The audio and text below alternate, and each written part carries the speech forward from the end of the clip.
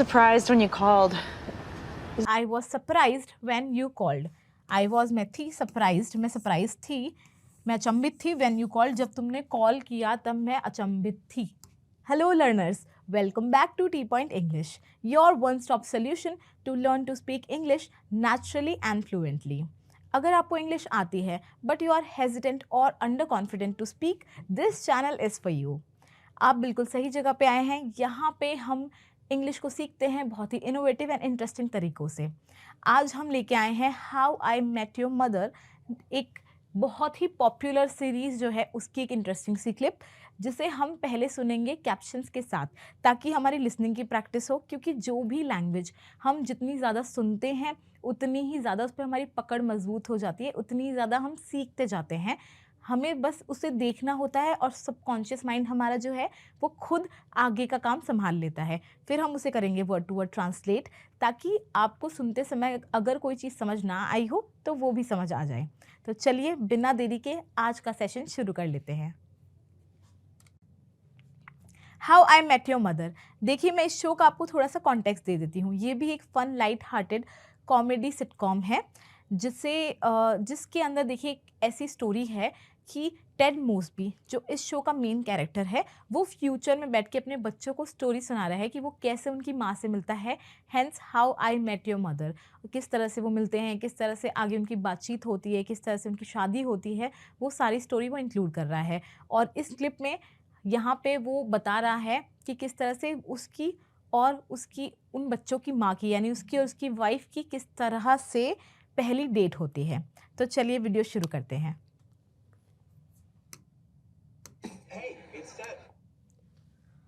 सबसे पहले वो इस क्लिप में दिखा रहे हैं कि वो किसी से फ़ोन पे बात कर रहा है.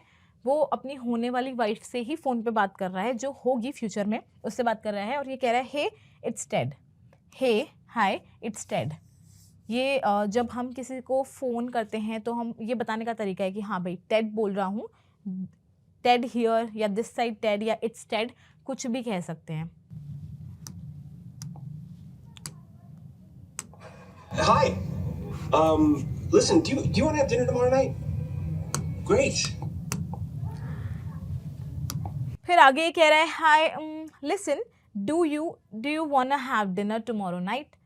तो कह रहा है हाय लिसन, सुनो, डू यू, क्या तुम, डू यू वाना क्या है, वांट टू का कॉन्ट्रैक्शन है, जिसका मतलब है वांट टू हैव डिनर, करना चाहती हो डिनर, टुमारो कल रात को, टुमारो नाइट, कल रात को डिनर करना चाहती हो. हम ये कॉन्ट्रैक्शंस इसलिए यूज़ करते हैं ताकि बोलने के टाइम पे वर्ड्स थोड़े से और कॉन्ट्रैक्ट हो जाए और बातों को शॉर्ट एंड स्वीट रखा जा सके, क्योंकि English is all about that. Great. It was clear I meant with me, right? फिर आगे कह रहा है great, it was clear I meant with me right. Great कह रहा है, इसका मतलब उसने हाँ कहा है. ग्रेट यानी कि बहुत बढ़िया, बहुत अच्छी बात है, चलो सही है. फिर कह रहा है इट वॉज क्लियर, ये क्लियर था, ये स्पष्ट था ना. आई मेंट मेरा मतलब था. अब देखिए ये है मीन की second form, I meant with me, क्योंकि पास है तो हम सेकेंड फॉर्म यूज़ कर रहे हैं, विद मी मेरे साथ, राइट है ना. तो ये कह रहा है कि ये तुम्हें स्पष्ट थी ना ये बात क्लियर थी ना कि मैं अपने साथ में डिनर की बात कर रहा था, है ना, राइट है ना. Same answer. Solid. फिर उसने बोला होगा कि हाँ भाई मुझे पता है. तो कह रहा है सेम आंसर सॉलिड, यानी तुम्हारा जवाब वही है, तुम जाना चाहती हो मेरे साथ डिनर पे. सॉलिड मतलब देखिए, वैसे तो सॉलिड मतलब होता है कि हाँ बहुत ही मजबूत है, पक्का है. और यहाँ पे सॉलिड का मतलब है कि हाँ बहुत अच्छी बात है, बहुत बढ़िया बात है.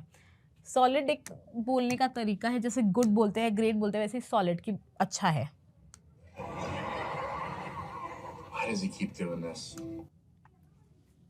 फिर अब इसका फ्रेंड ये है मार्शल, इसका फ्रेंड ये है इसकी फ्रेंड लिली. ये दोनों की भी आपस में शादी हुई है, ये हस्बैंड वाइफ है और ये इसकी फ्रेंड्स भी है. तो ये कह रहा है why does he keep doing this, why क्यों, does he keep doing this, वो ये क्यों करता रहता है, why does he keep doing this. Doing करता रहता है, कीप यानी कि कोई चीज़ करते रहना, बनाए रखना, तो करता रहता है। और देखिए वाई डज, यहाँ पे हेल्पिंग वर्ब आई है पहले, क्योंकि ये ऑब्वियसली क्वेश्चन सेंटेंस है इसीलिए, तो ये है helping verb, subject, keep doing this. He likes them way too much. फिर आगे ये अपनी बात को कंटिन्यू करते हुए कह रहा है he meets them, he likes them way too much, he meets them, वो मिलता है। यहाँ पे देखिए क्योंकि सिंगुलर सब्जेक्ट है तो एस आया है, मीट्स देम। देम कौन है? देम है लड़कियाँ, जो उसकी लाइफ में पहले भी लड़कियाँ आई होगी, जिसके साथ भी उसने डेट किया होगा, रिलेशनशिप में होगा, उनकी बात हो रही है देम, उनसे। अब देखिए आप नोटिस करिए पहले वाले सेंटेंस में भी प्रेजेंट सिंपल टेंस था, अभी भी प्रेजेंट सिंपल चल रहा है। क्यों? क्योंकि जब हम किसी की हैबिट बताते हैं, आदत बताते हैं, तो हम प्रेजेंट सिंपल का यूज़ करते हैं। तो कह रहा है ही मीट्स देम, वो उनसे मिलता है, ही लाइक्स देम, वो उनको पसंद करता है, वे टू मच, कुछ ज़्यादा ही, जितना करना चाहिए उससे कहीं ज़्यादा, way too much. Way too much हम कहते हैं जब हम कोई चीज़ का एक्स्ट्रा बताना चाहते हैं कि जितना नेसेसरी था उससे कहीं ज़्यादा, way too much. He goes way too big too soon. फिर ये कह रहा है he goes way too big too soon. He goes, अब देखिए फिर से यहाँ पे वही चल रहा है, प्रेजेंट सिंपल चल रहा है। कह रहा है he goes way too big, again way too हम बता रहे हैं ज़्यादा, big too soon. Big too soon मतलब कि जब हम कोई बड़ा कदम उठाते हैं, यानी कि वो रिलेशनशिप में ऐसी बड़ी चीज़ें कर देता होगा जो करने के लिए जल्दी है। जैसे होता है ना कि रिलेशनशिप में धीरे धीरे स्टेजेस होते हैं, लेवल्स होते हैं, अगर वो चीज़ वो लेवल्स को पार करके जल्दी जल्दी वो चीज़ कर रहा है, बड़ी चीज़ें कर रहा है, बड़े कदम उठा रहा है अपने पार्टनर के लिए, तो फिर उसको बताना चाह रहा है कि he goes way too big too soon, वो बहुत जल्दी बहुत बड़ी बड़ी चीज़ें कर देता है रिलेशनशिप में। He ends up blowing it. I can't take this anymore. फिर ये कह रहा है he ends up blowing it, I can't take this anymore. He ends up, अब देखिए फिर से वही चल रहा है, प्रेजेंट सिंपल, ends up यानी कि करता है, ends up यानी कि यहाँ पे ये रिजल्ट होता है उसका, blowing it. blowing it मतलब ब्लो करना, मतलब कोई चीज़ को ख़राब कर देना, गड़बड़ कर देना, वो लास्ट में चीज़ें ख़राब कर देता, आखिर में चीज़ें ख़राब कर देता है। I can't टेक नहीं ले सकता, दिस ये, एनी मोर और ज़्यादा, कह रहे ये जो पैटर्न है, ये जो चीज़ें हैं, मैं ये और नहीं देख सकता, मैं ये और नहीं बर्दाश्त कर सकता, I can't take this any more.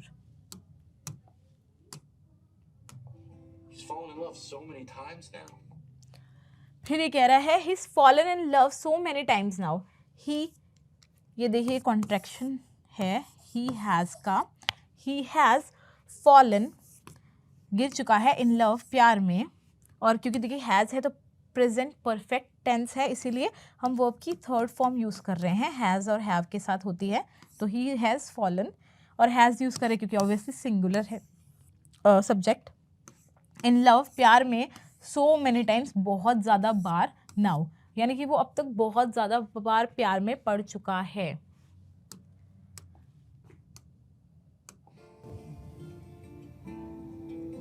Not like this. This is different. फिर लिली कह रही है not like this, this is different, कह रही है कि हाँ ये सब चीज़ें हुई है, प्यार में पड़ चुका है, बट नॉट लाइक दिस, इस तरह से नहीं, नहीं लाइक इस तरह से, इस और तरह से। फिर कह रही है दिस इज डिफरेंट, ये अलग है, दिस इज डिफरेंट, डिफरेंट यानी अलग होना, ये अलग है। Like this. This is different. Hi. Hi.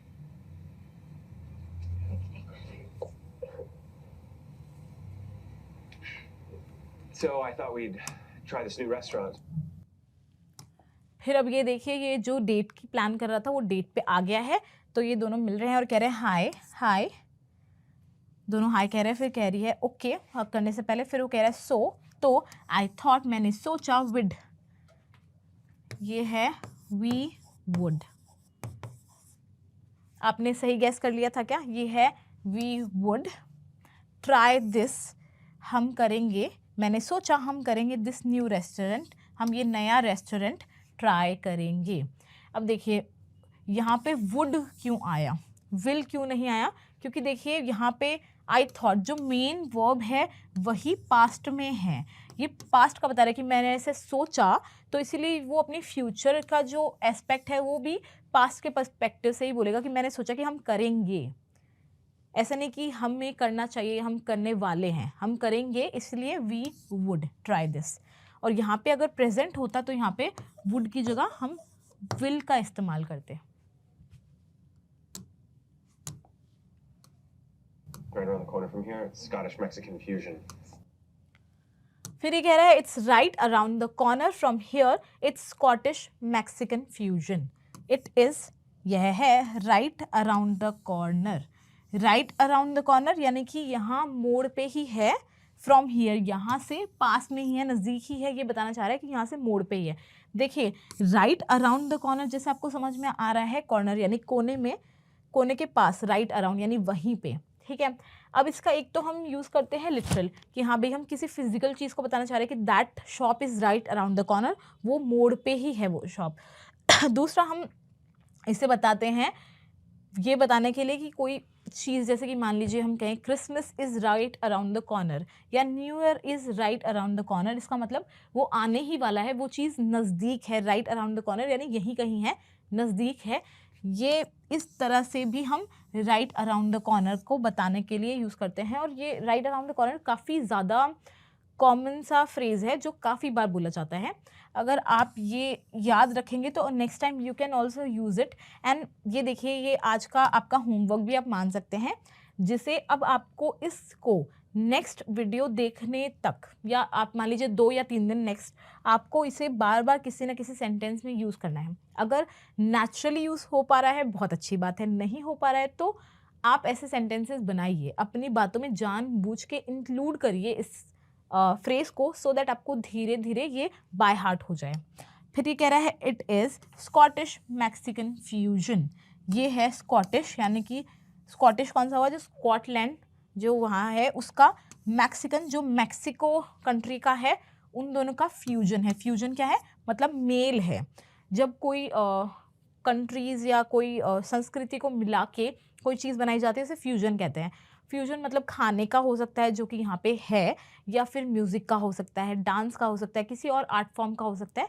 Fusion बहुत तरह से हो सकते हैं, तो ये कह रहा है कि उनका फ्यूजन है ये। Scottish-Mexican fusion. Scottish-Mexican fusion. अब ये सुन के बहुत हैरान है, कह रही है स्कॉटिश मैक्सिकन फ्यूजन, तो कह रहा है हाँ Scottish Mexican fusion. Those seem like two things that do not fuse. फिर ये कह रही है those seem like two things that do not fuse. Those seem like, ये जो दो चीज़ें हैं स्कॉटिश एंड मैक्सिकन, ये दोनों दोज बता रहे हैं क्योंकि ये दो चीज़ें हैं, प्लूरल है। तो ये कह रही है दो सीम लाइक, लगते हैं, सीम लाइक मतलब लगते हैं, टू थिंग्स दो चीज़ें, दैट जो डू नॉट फ्यूज़ जो कि जिनका मिलाप नहीं हो सकता, जो मेल नहीं खाएंगी, ऐसी दो चीज़ें सुन के लग रही हैं। Perhaps you'll change your mind when you try their signature haggis enchiladas. फिर ये कह रहा है perhaps you'll change your mind when you try their signature haggis and chiladas. इसका प्रोनाउंसिएशन haggis और ये chiladas। अब ये कह रहा है perhaps शायद, you'll यानी यहाँ पे है you will change your mind, तुम शायद अपना दिमाग, अपना मन चेंज कर लोगी, when जब you try their, तुम ट्राई करोगी देयर सिग्नेचर। सिग्नेचर क्या होता है किसी जगह की कोई ख़ास जो चीज़ होती है, जो उन्हीं की स्पेशलिटी होती है, उसे कहते हैं सिग्नेचर। हैगिस एंड चिलाटास, ये देखिए ये दो डिशेस को मिला के बनाया गया है। हैगिस होता है स्कॉटिश और ये फिर प्रॉब्ली होगा मैक्सिकन। तो ये कह रहे हैं उनको मिला के जो बनाई हुई है वो ट्राई करोगी तो शायद तुम्हारा माइंड चेंज हो जाए। Okay, lead the way. फिर ये कह रही है ओके लीड द वे, तो ये कह रहा है कम ऑन। ओके ठीक है, लीड द वे मतलब कि तुम रास्ता दिखाओ, लीड करो रास्ता, ताकि मैं तुम्हारे पीछे पीछे चलूँ, क्योंकि उसे ही रास्ता पता है, वही जानता है रेस्टोरेंट के बारे में। तो कह रही है लीड द वे, तो कह रहा है कम ऑन चलो।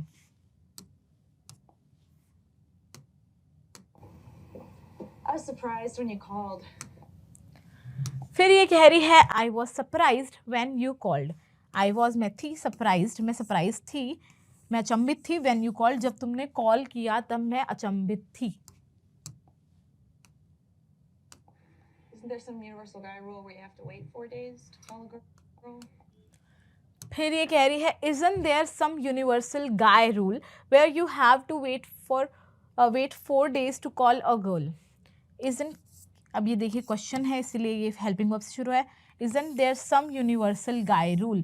यूनिवर्सल कोई भी चीज़ को यूनिवर्सल तब कहते हैं जब वो पूरे की पूरी दुनिया में कॉमन होती है, वो काफ़ी ज़्यादा यूनिवर्सली रिकग्नाइज्ड होती है, तो उसे कहते हैं यूनिवर्सल गाय रूल. यानी लड़कों का कोई यूनिवर्सल रूल नहीं है क्या किसी तरह का, वेयर जहाँ यू हैव टू वेट तुम्हें वेट करना पड़ता है, हैव टू करना पड़ता है इंतज़ार 4 days 4 दिन के लिए टू कॉल अ गर्ल. एक लड़की को कॉल करने से पहले तुम्हें 4 दिन वेट करना होता है. क्या ऐसा यूनिवर्सल रूल नहीं है? That does not ring a bell. And it's 3 days. फिर ये कह रहा है that does not ring a bell. Does not ring a bell, can you guess इसका क्या मतलब होता है? Does not ring a bell का मतलब होता है कि भाई इस चीज़ से मुझे कुछ याद तो नहीं आ रहा, ये सुना सुना सा तो नहीं लग रहा, मुझे कुछ समझ नहीं आ रहा, मतलब मैंने कभी सुना हो ऐसा. Does not ring a bell का मतलब क्या होता है? रिंग अ बेल का मतलब होता है कि हाँ भाई जैसे होता है ना दिमाग में घंटी बजी सुनते ही, तो आप उसी तरह से याद कर सकते हैं कि दिमाग में घंटी नहीं बजी कोई, क्योंकि आप ये फ्रेज़ आपको याद रखना चाहिए. ये भी काफ़ी कॉमनली यूज फ्रेज़ है. जब आप कोई चीज़ को कहते हैं या दैट रिंग्स सम बेल, उस चीज़ से मुझे याद आया, या दैट रिंग्स अ बेल, या that does not ring a bell, कि उससे तो मुझे कुछ याद नहीं आया. And it's 3 days. फिर इसे करेक्ट करते हुए कह रहा है, पहले तो कह दे कि भाई मुझे तो कुछ याद नहीं आ रहा, मैंने तो ऐसा कभी नहीं सुना. फिर कह रहा है और वो 3 दिन है. It's 3 days. ये 3 दिन का वेट का रूल है, 4 दिन का नहीं. तो ये फिर हंस रही है. Here we are. फिर ये कह रहा है here we are, हम पहुंच गए. here we are, there we go, here we are, इसका मतलब कि हाँ भाई हम आ गए हैं यहाँ पर.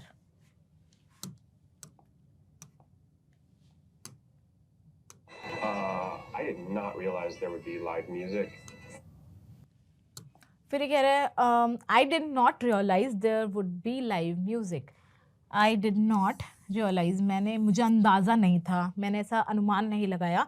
देयर वुड बी यहाँ होगा, वुड बी होगा, ये क्योंकि ये एक ऐसी पॉसिबिलिटी जैसे सोची नहीं थी. वुड बी लाइव म्यूज़िक कि यहाँ पे लाइव म्यूज़िक होगा, मैंने ये बात सोची नहीं थी. So, should we Eat anywhere but here?